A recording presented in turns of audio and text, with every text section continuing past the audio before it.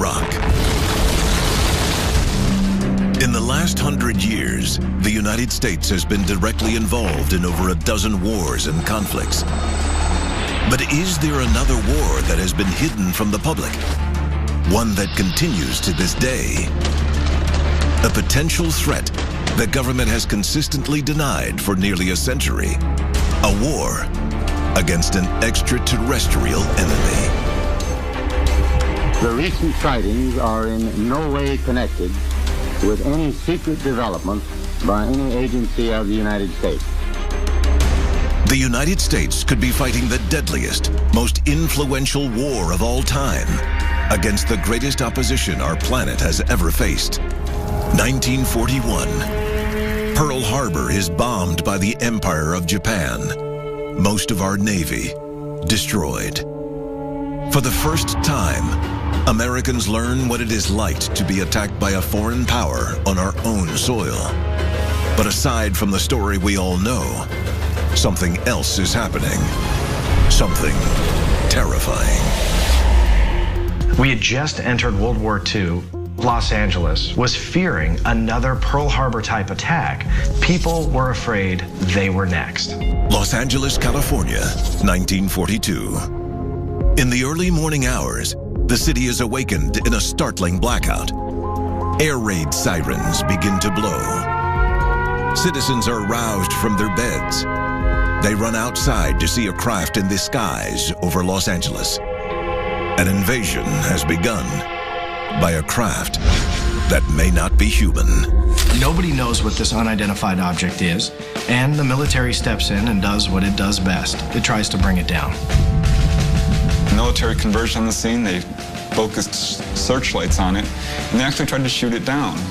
The forces at Fort MacArthur fired more than 1,400 anti-aircraft shells at an unidentified flying object caught in the military spotlights. But the object does not fall. No matter what the military throws at this object, we can't penetrate whatever is protecting it. We can't bring it down. This sighting is called the Battle of Los Angeles for a reason. There was shrapnel falling. This was a total blackout, so there was a virtual panic. Actually, 5 people died. But it was a big, big deal. This was a state of war we were in. Then suddenly, in the midst of gunfire, the craft simply retreats back over the Pacific Ocean and disappears. Was Los Angeles invaded by an alien craft that night? And why couldn't we destroy it?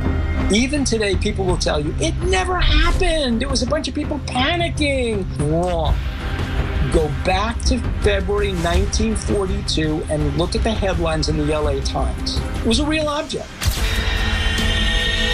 This photograph from the following morning's Los Angeles Times may provide proof that the UFO invading Los Angeles on February 25th, 1942 was not from planet Earth. If you look at this photo, you can clearly see this very large, round, glowing object. You can actually see the rounds of ammunition exploding next to it. It's a remarkable photograph that shows what's clearly an unexplained object of some kind. I think the best theory that we have, honestly, is an extraterrestrial craft. But the theory of alien invasion was not embraced by the U.S. government. At least, not publicly. The military can't identify what exactly this object was, but they had to explain it to the public. And what do? They simply claim it was a balloon. When you look at how much firepower was thrown at that thing and nothing touched it, that's not any type of balloon that exists even today.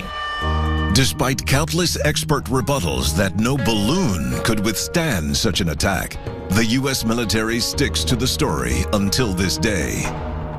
Demands for a logical explanation are met with government silence. In 1947, Truman signed the National Security Act, which essentially concealed events like this and potentially future UFO events from the public's eye. The Battle of Los Angeles was just the beginning of what some believe has been a decades-long conflict between aliens and the United States. The incident was just the beginning of a suspected conspiracy to hide conflict between the United States and alien invaders. But nothing had prepared the U.S. for the most public alien military encounter of all time. Unsealed case file. Roswell. Roswell, New Mexico. A small desert town, home to the men and women of Roswell Army Airfield. In early July 1947, troops from the base are sent to investigate mysterious wreckage reported in the hostile desert. Allegedly, the site is quickly secured, but not before soldiers, firemen, and local residents reportedly see what appears to be a downed alien craft and its occupants dead. But are the stories true? Just after the wreckage was found in Roswell, New Mexico, the military came out and said that they had captured a flying saucer. Newspapers ran the story. Radio reports were blasted out through the airwaves. Headline edition, July 8, 1947. The Army Air Forces has announced that a flying disc has been found and is now in the possession of the Army. Army officers say the missile, found sometime last week, has been inspected at Roswell, New Mexico, and sent to Wright Field, Ohio, for further inspection. Quickly, an official military report was released, squashing UFO rumors, stating the object was a simple weather balloon. But confessions of men who claimed to be there, such as retired Sergeant Frank Kaufman, tell a very different story. We learned right then and there it wasn't a plane, it wasn't a mishap.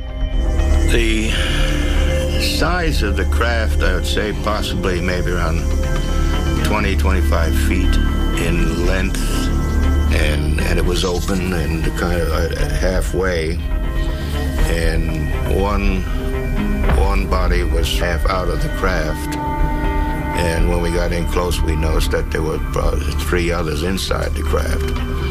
Then we radioed in back to the base to have a truck, a flatbed, and a crane and everything else just come out to the site. And we prepared everything to clear everything off. Some alleged civilian witnesses have also come forward with stories of a government cover-up. Frankie Rowe, a child at the time, recounts a visit from the local airfield officers. And he said, I want you to know you were never there. I didn't understand what he meant, because I said, yes, I was. And he said, no, you weren't. I said, yes, I was. And he said, can't you get this through your head? You never saw anything. You were not there. You don't know anything. And he said, this is a big desert out here. We can just take you out in the middle of this desert and no one will ever find your bodies. He said, you'll be nothing but bones and nobody will ever know what happened to you. And I told him I would not talk about it.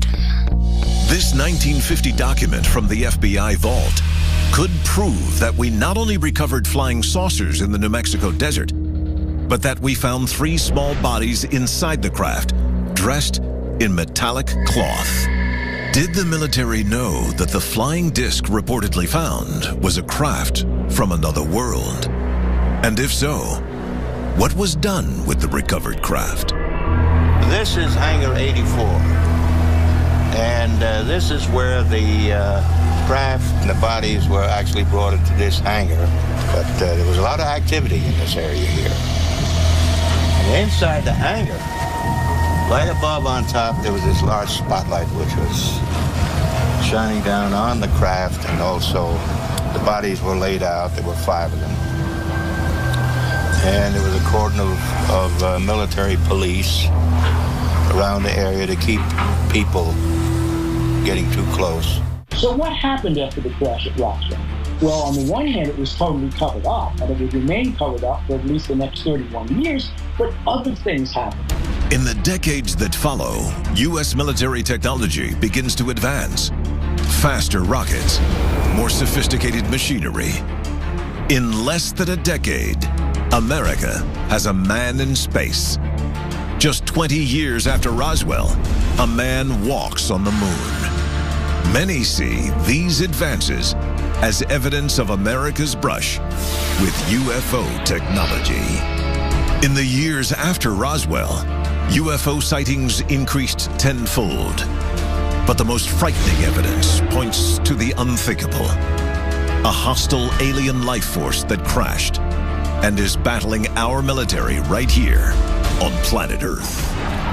In 2011, undeniable proof of the military's concern regarding UFOs is uncovered in U.S. Air Force files. The evidence is an operation manual known as 10206. Contained in its pages are instructions for military personnel on reporting UFOs. This was not a manual from the 1960s or 1970s.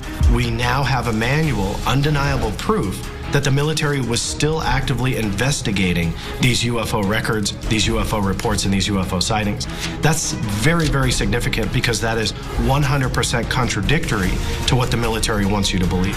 AF 10206 could be a smoking gun that exposes an alien threat that the U.S. government is, and maybe has been aware of, for over 60 years. In August of 1979, Schneider claims special forces, including the Army's Green Berets, entered the underground base. It was here that Schneider, one of the first responders, claims to have been gravely injured.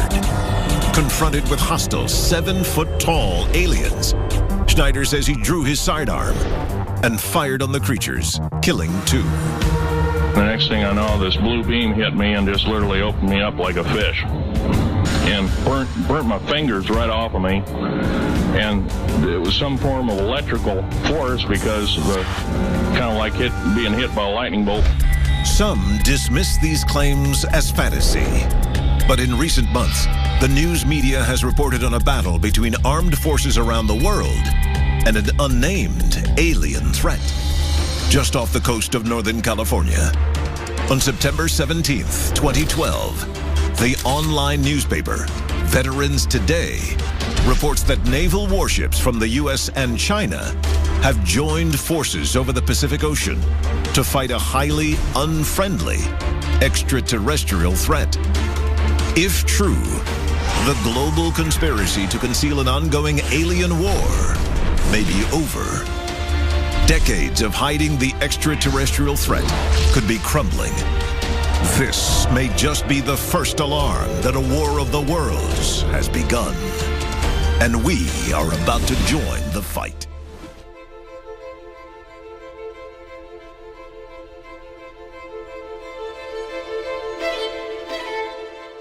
Hi, YouTube. I'm here to comment on Nellum's Films.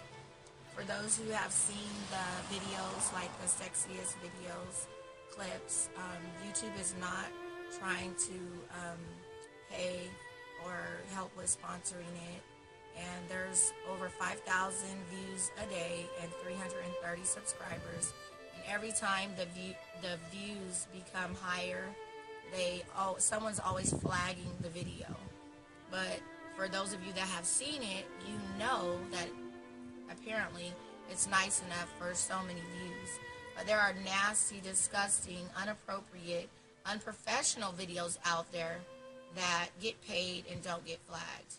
And a little bit, I feel it could be racism because it is women of color.